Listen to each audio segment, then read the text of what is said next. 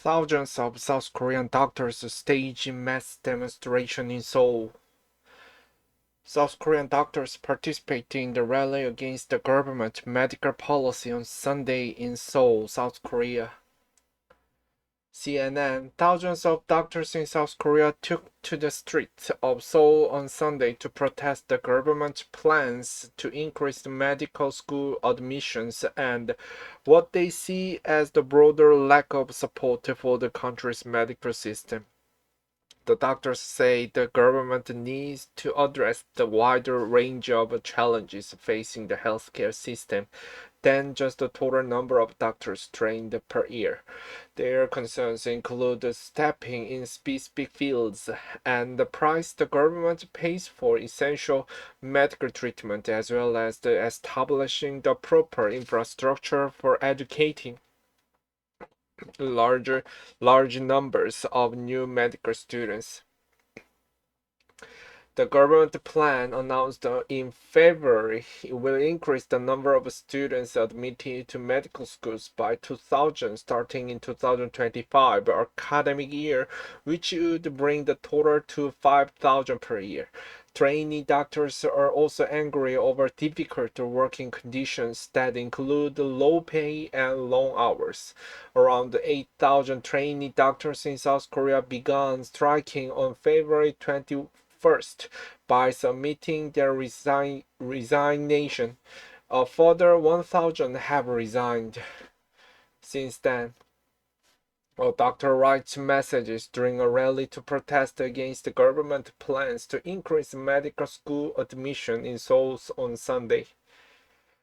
The move comes in a bid to meet the changing healthcare demands of one of the world's fastest aging societies and to boost access to rural areas of the country, according to the government.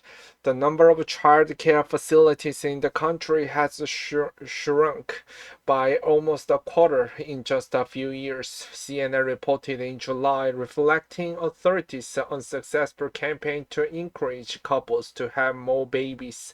Meanwhile, as the population rapidly ages, the number of elderly facilities has boomed from 76,000 in 2017 to 89,643 in 2022, according to the country's health and welfare ministry.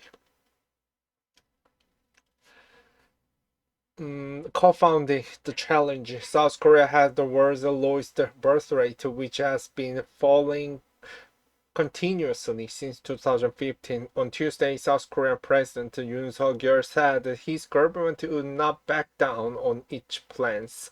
Protecting people such as children, the elderly, and people with disabilities is directly linked to the government's core policy on welfare for the vulnerable populations in healthcare. Therefore, this medical reform is not a matter for negotiations or the compromise, he said at a press conference. According to recent Gallup poll, 76% of respondents favored expanding medical school admissions. On Thursday, the government issued the back to work order, warning striking doctors their medical licenses could be suspended if they did not comply.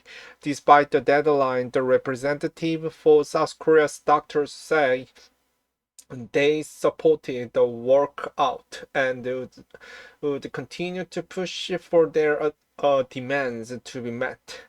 In an effort to continue to provide health care during the strike, the government has drafted in military doctors and nurses have been given legal protection to perform some medical procedures normally conducted by doctors, according to the health ministry.